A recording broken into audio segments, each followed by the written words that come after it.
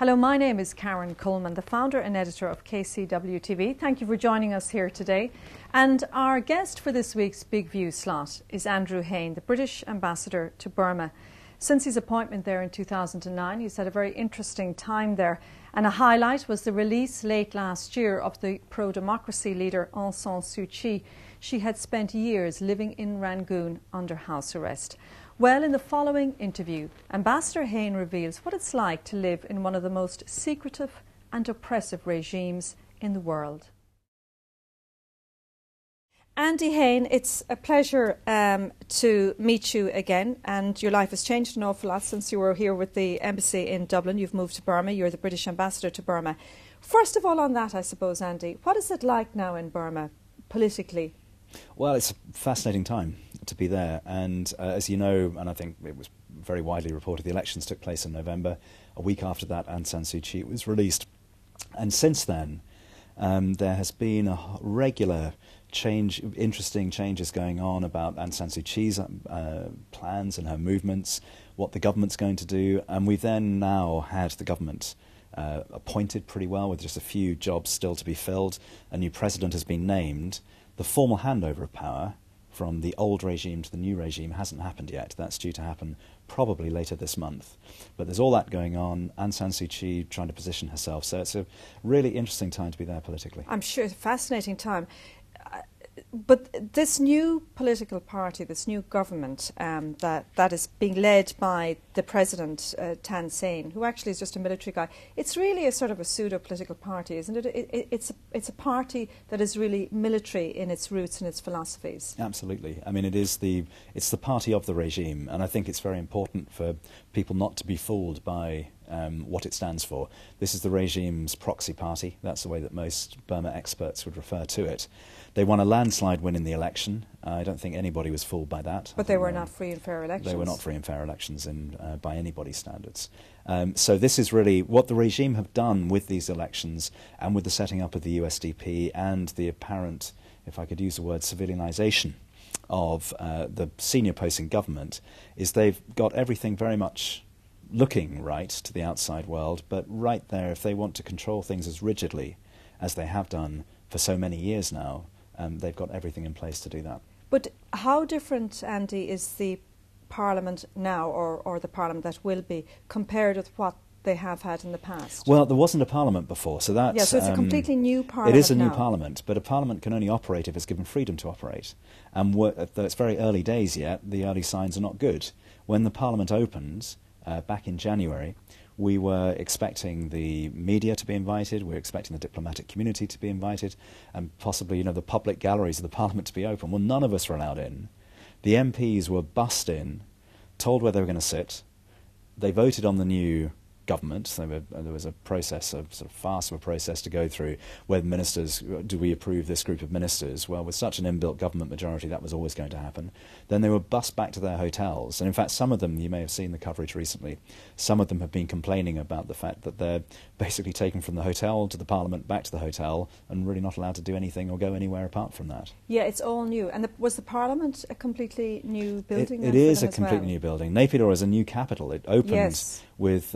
it sort of suddenly appeared back in the halfway through the last decade, and you have to see it to believe it. To be honest, it's 5 hours near enough from Rangoon.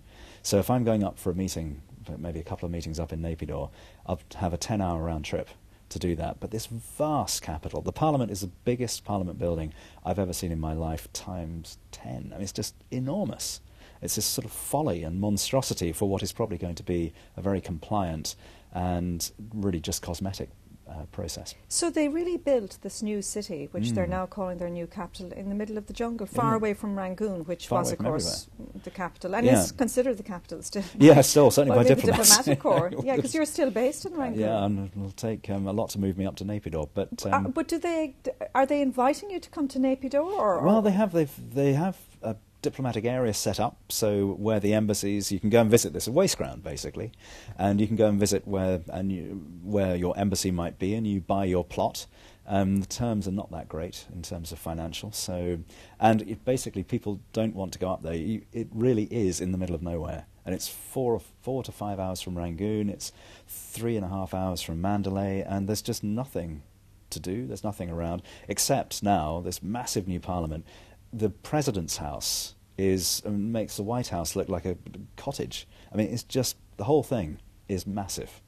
But presumably there aren't really civilians. It must be a very strange kind of place, almost like a ghost town, where you have the political infrastructure there, but that's about it. Along, of course, with the military headquarters are there. The military headquarters is up there. And so what you have are the military, but they've built kind of two Naypyidaws, or Naypyidaw upper and Naypyidaw lower, and upper is where the military are, and you're not allowed in there. So I've been in there once for a protocol reason, but apart from that, I haven't been in, and without pass you can't get in.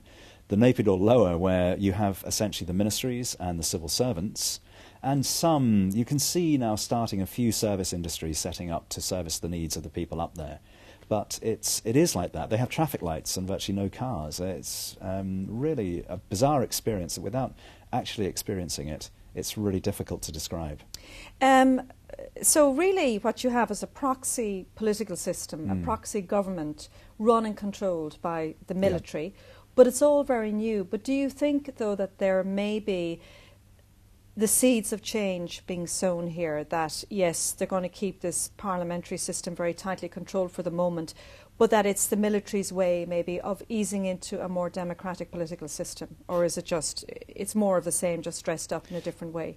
It's difficult to know, Karen, to be honest. I mean, clearly it could go the first way, and that the military, the new regime, the new masters, as it were, may decide, well, let's do exactly as you say, just open this door very, very slowly in a very controlled way and let democracy roll out in this very controlled process. Or they may decide, and they've got everything in place to do this, they may decide, no, actually we're going to run it just as we did before. So what all these so-called democratic institutions, the separation of powers that you now have between the head of the armed services and the president, is purely cosmetic. And the real idea is to put a facade of respectability out there, but just keep it running as business as usual. It could go either way, but it's way too early to say which the direction of travel actually is. And the military regime, it's very secretive the way they operate. Very difficult to know what's going on there. Yes, it is. It makes being an ambassador incredibly difficult, because all the normal sources of information that you would have as an ambassador in any country, like, for example, your ambassador in London would have access to ministers, their political advisors, the editors of the newspapers, the pundits. Well, there aren't any. The top guys in the military will see you once in a blue moon, if they see you at all. And so it's a very opaque system and really hard to work out what they're actually planning. What are the possibilities of a kind of an Arab revolt happening in the likes of Burma?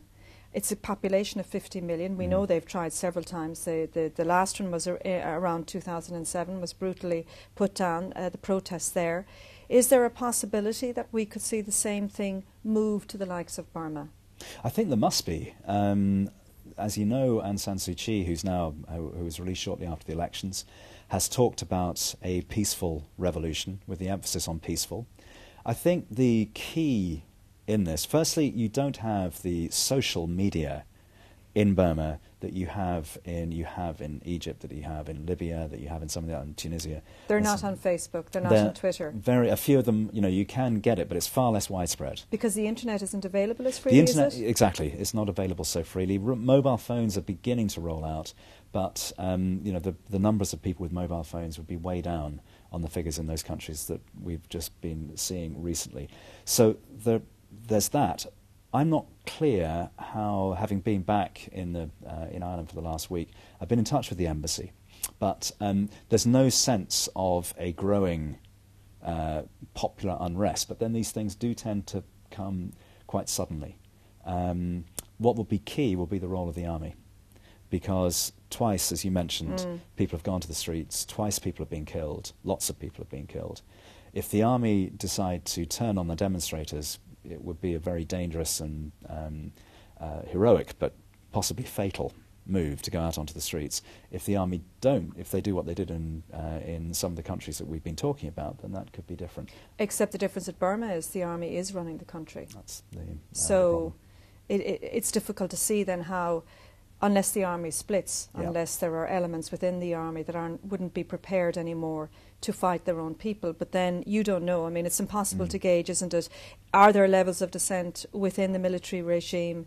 Are there officers or maybe officers at more middle ranking who might feel that the game is up for them and they need to start changing? But it's very difficult to know. Well, really. that's the thing. You're absolutely right. I mean, there's no hard evidence of any dissent within the military.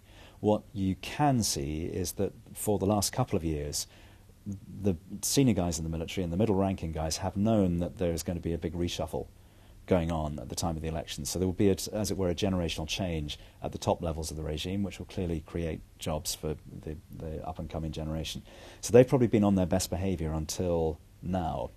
Now what's happened is those jobs are being settled. From that process, there will be winners and losers. And whether it's purely speculative at this point, whether some of those losers will feel that their stake in the survival of the regime is now reduced, and then decide, well, would we really then start to shoot on demonstrators again?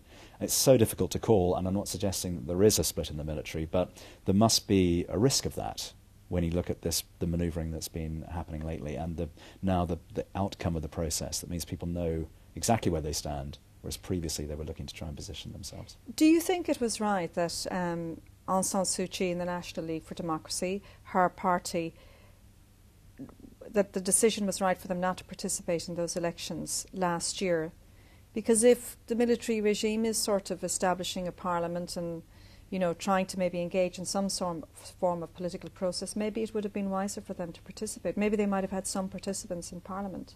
Yeah, I think that there's a lot of people have argued that. I think when you look at what happened in the election process last March, a year ago, the rules were set for the election process, which tilted the playing field very heavily in favour of the government's proxy party. Then the way the elections were run, and the constitution on which they're based, made participation by the NLD almost impossible. On what basis? Well, because of the way that the constitution deals with constitutional change, the 25%, which is incredibly difficult to achieve, the 25% military bloc in the parliament, unelected military bloc, these are just soldiers nominated automatically, not just at national level but at regional level. But again, that means that basically that 25% bloc operate as a standing veto on constitutional change, which was because you have to have a 75% majority to overrule it. When you've got 25% military, that's obviously very difficult to get. And then the cost of running candidates for the elections, the restrictions on campaigning, and then the final point was, could they have any faith that the elections would be free and fair? They judged that they couldn't, and they were proved right by the way that the elections were done, where you had ballot box stuffing on an industrial scale. Absolutely proven beyond doubt. Yeah. So, and that's widely known in Burma that they were completely undemocratic. Yes, I mean there will be government spokesmen who will argue till they're blue in the face that wasn't the case. You asked hard evidence; it's very difficult to get because people weren't able to film the count. But the anecdotal evidence is overwhelming.